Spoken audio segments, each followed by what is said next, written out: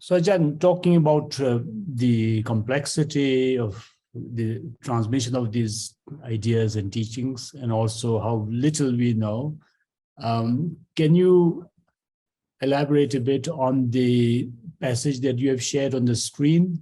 I think that this is something very interesting. The Middle-Indic verse from the Ratnagotravibha Bhasha. Yeah, thank you. Mystery of a Middle-Indic verse. This seems not to be especially noticed, but when I read Ratnagotravibha, then I was surprised. Its verses are in superb Sanskrit, and the commentary is in Sanskrit prose. I think both are very well composed, very well conceived works, both the verse and the commentaries. And so, amidst all this Sanskrit, the commentary cites a verse in the Middle-Indic language, which is very close to Pali, but is not found in any known Pali text. What language is it? We can argue about that. I think the scholars might have different opinions. Is it a canonical Middle-Indic? And of which school? Or is it actually Pali? Or is it another Buddhist Prakrit? The introduction is actually in Sanskrit. That's part of the Shastra. Etat eva vishuddhagotra tathagata abhisabdayoktam. So that is a deep phrase in itself. And then you get Brynjulfsel in his excellent book translates having in mind the pure disposition, the Vishuddhagotram, the Tathagata element, it is said. And then Yatta patra chunnami jata rupam nadissati parikamena tadittam evang loke tathagata iti. This is hard to say as anything but Pali, or certainly a Middle-Indic verse. Brynjulfsel translated, just as within stony debris, pure gold is not seen and then becomes visible through being purified, Tathagatas become visible in the world. My sort of freer translation is, gold is not visible in gravel or in dust, in unworked ore. You can only see it once the ore's been worked. Just so, just so, just so is the Tathagata in this world, in the hearts of living beings. Now, if we look at the original, we have this parikamena tadittam. It is seen by means of parikamma. Brynjulfsel through being purified, and me through what? Once it's been worked, once the ore's been worked. Parikamena means to work, can be to purify. Interestingly, parikamma, in Thai pronounced bodhikam, is an important term in Thai mental cultivation of sounds, mantras, and visualizations, nimitta, and relates, you can say, particularly to what karma you've mentioned as the Samma Arahang or Ahang tradition. So there is no explicit historical link between this passage and that, but there is this interesting juxtaposition of ideas that comes straight up into the Buddha Nature Sutras that you have mentioned. So all of these connect. So Ajahn, if I may go back to that passage you read out, are there passages in the Pali canon, in the early Pali sutras, talking about also stony debris and gold having to be extracted from the ore? Or is this verse embedded in the Ratnagotravibha commentary not reflecting on, not related to anything in the Pali canon? Difficult. As far as I recall, there is nothing similar with this Patra Chum Nam Hi and the idea of finding gold, but I'm hesitant to assert that vehemently because there are many similes both in Pali and in Vaipulya or Mahayana sutras that involve gold and working with gold. And so gold is very commonly referred to as a precious thing, which is, of course, can be Buddha nature. And gold is, of course, found buried in the ore. So we always have to work out the gold.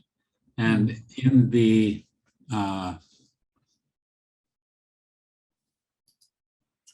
sutras I translated in questioning the Buddha, there are I didn't choose, and these are just things that interested me. I didn't choose anything connected to the Buddha nature as such. There are several that do refer to gold. Where is it? Buddha's as rare as a grain of golden sand, and particularly one of the others, excuse my memory, the sutra comparing bodhicitta to gold. So gold is, bodhicitta is also frequently compared to gold, I think.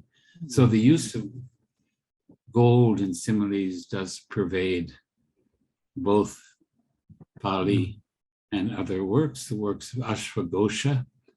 And so there are articles and references to the use of gold in the similes and metaphors. So I think in a sense, the sutra language is couched in metaphor. And often it's not explicitly explained. And as I was saying earlier, it is not systematized in the way we might like to do, or nowadays people can be assigned or choose to do a thesis, a research on the use of gold as a simile in the works of Ashvaghosha. Someone did something along that line, very good work. And so nowadays our academic method and our increased access to a wide range of texts from different periods in different languages gives us the ability to make broader surveys of such things, which can both be, of course, can be very valuable. It can also sometimes be deceptive. If you look for one thing, then you have the danger of ignoring others. So then that's why I can't answer a lot of these questions. And this particular one,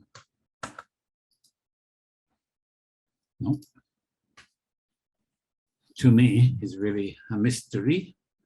And it shows again how little we know, or we can say how I think that our study is based on the background of our study is one of loss. Large numbers of scriptures were lost in India. Some of them were translated into Tibetan or Chinese or other languages, but there is an enormous amount of loss. And that would include this. If nobody ever comes up with it, I don't think they have. And if no one finds it in a Chinese translation, for example, or anywhere, then we can say that here, this verse, the original source is lost. And certainly, as far as anybody knows, the original Indic source, Indic language, the Prakrit or the Middle-Indic form of this is not found, but it echoes so many other texts. And the idea of you mentioned the stony debris, the gravel, the rocks and gravel. That is found in some of the similes of the Ratnagotra and the other Ratnagotravibha sutras, saying that the Buddha nature is something that is very precious, like gold hidden within the broken stones or in the natural ores. So I think this is a theme throughout Buddhist texts, and it is often not drawn out. Maybe this results to the explicit sutras and the ones that need to be drawn out, the neyartha and the nitartha. So we have to consider that many sutras are neyartha, that we have to draw out the meaning through study, through our teachers, and through our own insights. Thank you, Ajahn. If there are no further questions, I think there's a couple things, maybe just a short follow-up. Could you comment on the Abhisandhi in introduction to the mystery verse? Oh, okay. In Etareva Vishuddhagopa, that's difficult. You can see Brunholzo has having in mind the pure disposition. So Vishuddha is pure, Gotram is disposition. So the pure disposition of beings with reference to. So I interpret Abhisandhi here as meaning with reference to the Tathagata Dhatu, the Tathagata element. And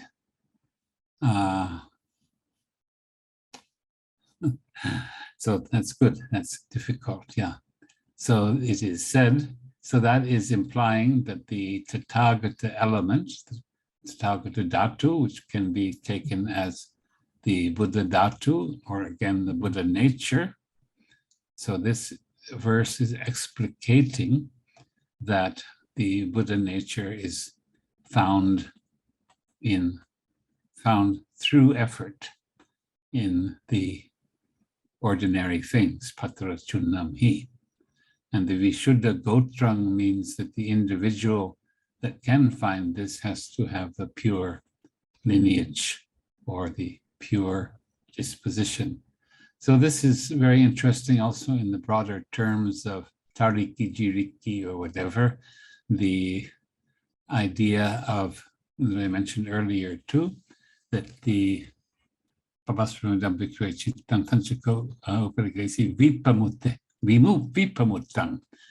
it is free of the upakilesa. And here it is said explicitly that the Buddha nature is seen through being purified, or once the ore has been worked.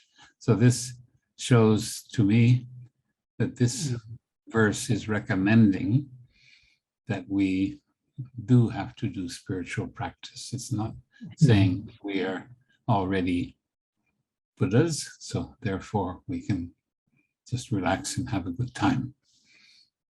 So I think that is an important key here, this parikamma, which comes again into up to modern times even, parikam of recitations, visualizations, and so on.